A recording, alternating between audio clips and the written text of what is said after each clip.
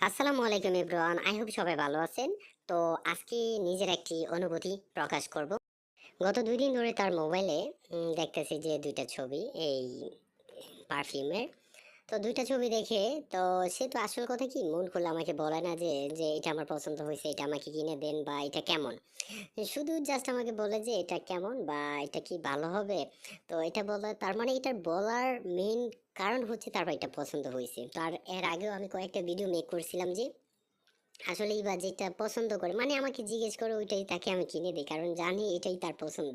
তো ২ দিন ধরে দেখতেছি তার মোবাইলে এই ছবিটা। তারপর তাকে সারপ্রাইজ দেওয়ার জন্য এটা। তো সে এখন তাদের বাসায় আছে। তো এটা আমি এখন আনছি। তো অলরেডি আমি হাতে পাইলাম। তো হাতে পাওয়ার পর এখন এই জায়গায় সাজিয়ে রাখবো। তো সাজিয়ে রাখার পর দেখি সে আসার পরে তার অনুভূতিটা এক্সাইটেডটা কেমন হয়।